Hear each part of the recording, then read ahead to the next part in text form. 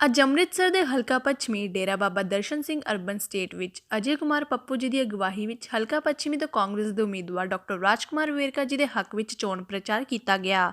ਇਸੇ ਮੌਕੇ ਡਾਕਟਰ ਰਾਜਕੁਮਾਰ ਵੇਰਕਾ ਜੀ ਦਾ ਅਰਬਨ ਦੇ ਨਿਵਾਸੀਆਂ ਵੱਲੋਂ ਸਵਾਗਤ ਵੀ ਕੀਤਾ ਗਿਆ।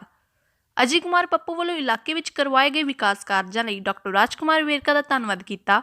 ਡਾਕਟਰ ਰਾਜਕੁਮਾਰ ਵੇਰਕਾ ਨੇ ਆਪਣੇ ਚੋਣ ਪ੍ਰਚਾਰ ਵਿੱਚ ਕਿਹਾ ਕਿ ਮੇਰੇ ਵੱਲੋਂ ਅਤੇ ਜੋ ਉਹਨਾਂ ਦੀ ਸਰਕਾਰ ਵੱਲੋਂ ਕੰਮ ਕਰਵਾਏ ਗਏ ਨੇ ਉਹਨਾਂ ਨੂੰ ਦੇਖਦਿਆਂ ਹੋਇਆਂ ਇਸ ਵਾਰ ਫਿਰ ਕਾਂਗਰਸ ਦੀ ਸਰਕਾਰ ਦੇ ਹੱਥ ਮਜ਼ਬੂਤ ਕਰੋ ਤਾਂ ਜੋ ਚੋਣਾਂ ਤੋਂ ਬਾਅਦ ਰਹਿੰਦੇ ਵਿਕਾਸ ਕਾਰਜਾਂ ਨੂੰ ਪੂਰਾ ਕੀਤਾ ਜਾ ਸਕੇ।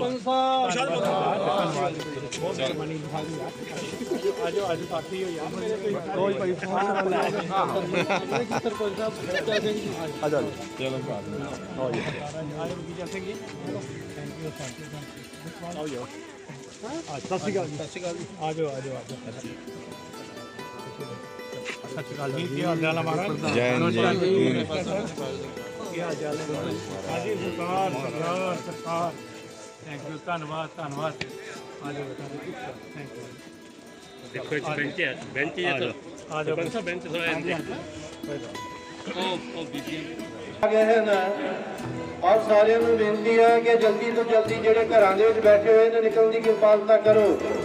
ਬੀਬੀਆਂ ਪਹੁੰਚ ਜਾਓ, ਜਲਦੀ ਤੋਂ ਜਲਦੀ ਆਉਣ ਦੀ ਕਿਰਪਾਲਤਾ ਕਰੋ ਜੀ।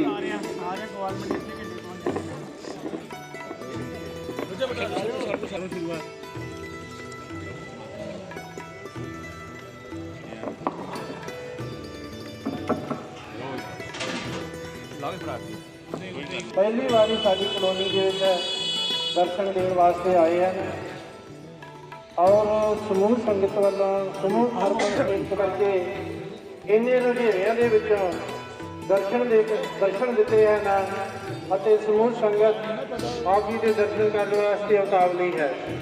ਆਪ ਜੀ ਦਾ ਬਹੁਤ ਬਹੁਤ ਦੇਖ ਦੇ ਵਿੱਚ ਇਹਨਾਂ ਦਾ ਵੀ ਬਹੁਤ ਬਹੁਤ ਧੰਨਵਾਦ ਜੋ ਡਾਕਟਰ ਸਾਹਿਬ ਦੇ ਨਾਲ ਸਾਡੀ ਕਲੋਨੀ ਵਿੱਚ ਆਏ ਹਨ। ਸਾਹਮਣੇ ਸਾਡੇ ਵੀਰ सरदार भुपिंदर सिंह जी सरपंच साहब वो भी हमेशा नाल है तुहाडे। होर सरकार ठीक ठाक हो जी? चलो चलिए उधर चलना आप। बहुत मेहरबानी, बहुत मेहरबानी, धन्यवाद। आज चलिए जसपाल चलो हो गया चलो क्या पींदा नहीं मैं सिर्फ भाई साहब आ देखो आ तेरा लून खा के जा रहे हैं, ये हराम नहीं करूंगा तो कह के जा रहे सवेरे खा के आए बराबर हो गया काम बाबा जी खा के। अच्छा सरकार बहुत मेहरबानी। मैं बटाली अरे मैनू की दसन लगा यार मैनू अश्वनी ने हुक्म दिता तो मैं कहा जी। अच्छा भैन जी धन्यवाद, बहुत मेहरबानी भैन का। हाँ जी ਅੱਗੇ ਅੱਗੇ ਆਈ ਜਾਓ ਦੀਪਾ ਜੀ ਆ ਜਾਓ।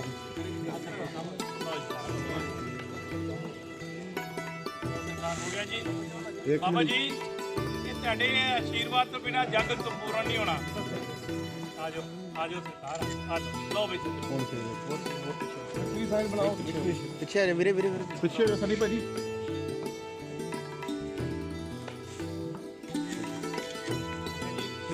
ਧੰਨਵਾਦ ਸਾਡੇ ਸਾਥੀਆਂ ਦਾ ਵੀ। ਅੱਛਾ ਸਰਕਾਰ ਬਹੁਤ ਮਿਹਰਬਾਨੀ, ਤੁਹਾਡੀ ਧੰਨਵਾਦ। ਕਰਾਓ ਜੀ ਕਰਾਓ ਹੁਕਮ ਹੈ।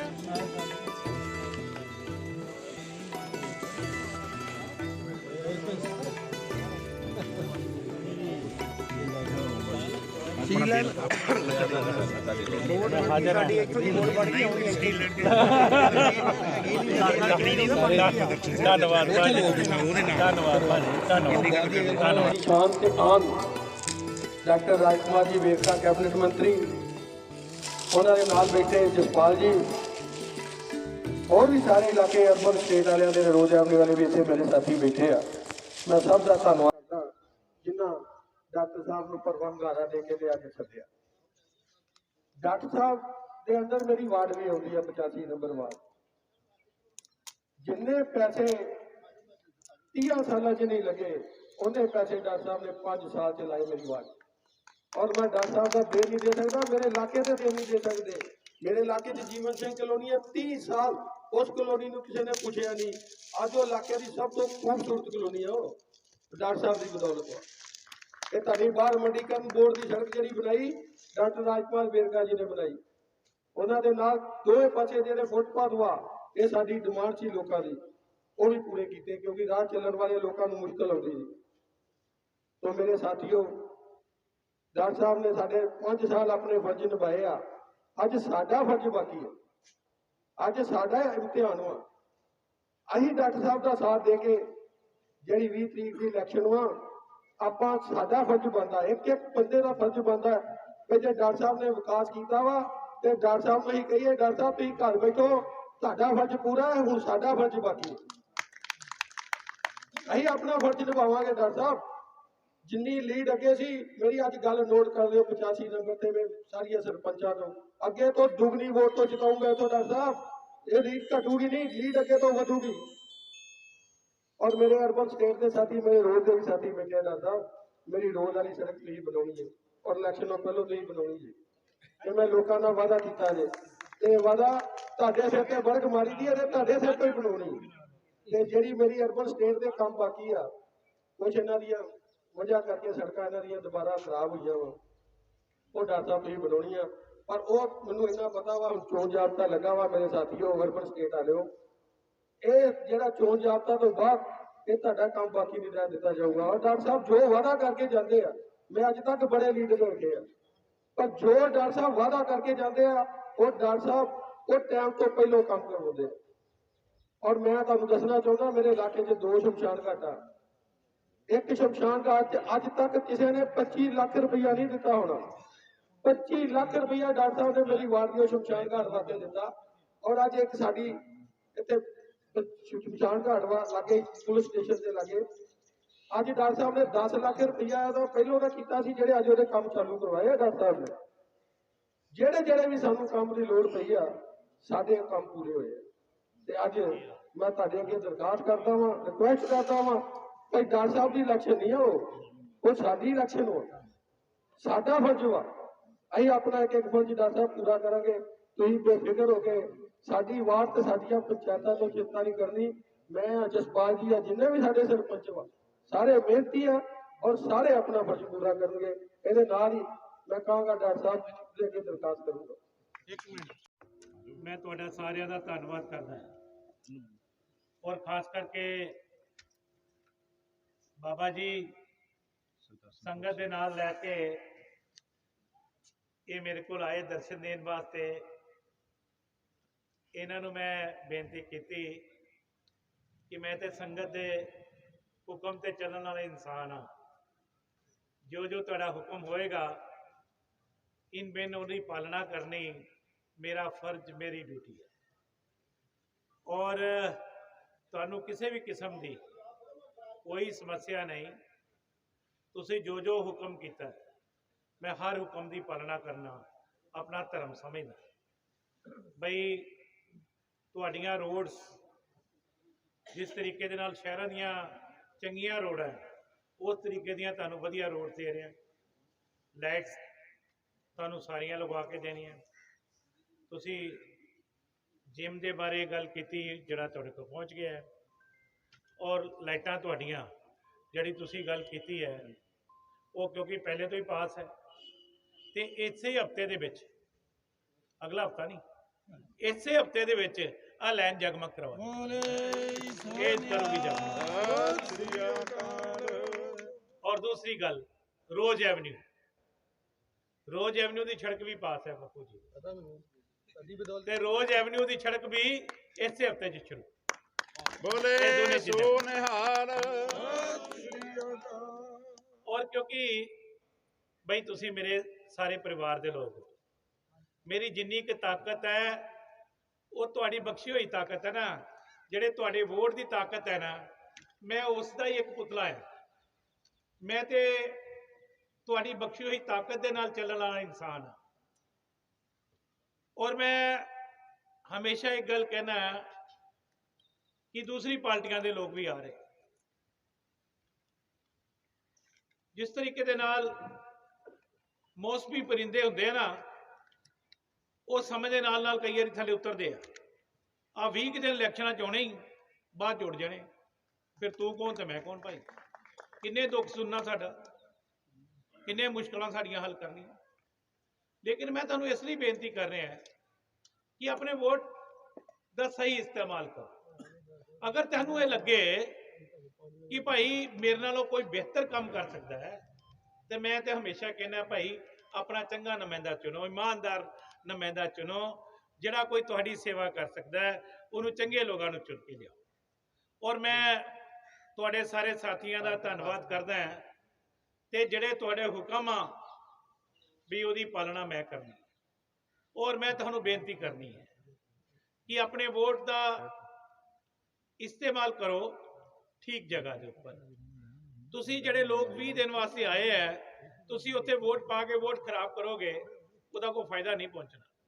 ਜਿਹੜੇ ਕੋਈ 4 ਸਾਥੀ ਇਸ ਤਰ੍ਹਾਂ ਦੀ ਸੋਚ ਰੱਖਦੇ ਵੀ ਆ ਤੇ ਮੈਂ ਸਾਰੇ ਸਾਥੀਆਂ ਨੂੰ ਕਹਾਂਗਾ, ਉਹਨੂੰ ਹੱਥ ਜੋੜ ਕੇ ਕਹੋ ਕਿ ਸਾਡਾ ਪਰਿਵਾਰ ਇਕੱਠਾ ਰਹਿਣਾ ਚਾਹੀਦਾ, ਸਾਡੇ ਲੋਕ ਇਕੱਠੇ ਰਹਿਣੇ ਚਾਹੀਦੇ ਆ। ਅਸੀਂ ਸਾਰੇ ਮਿਲ ਕੇ ਇੱਕ ਦੂਸਰੇ ਦਾ ਦੁੱਖ ਸੁੱਖ ਵੰਡਦੇ ਹਾਂ, ਇੱਕ ਦੂਸਰੇ ਦਾ ਸਾਥ ਦਿੰਦੇ ਹਾਂ। ਔਰ ਮੈਂ ਤੁਹਾਡਾ ਸਾਥ ਪਹਿਲੇ ਵੀ ਦਿੱਤਾ ਹੈ।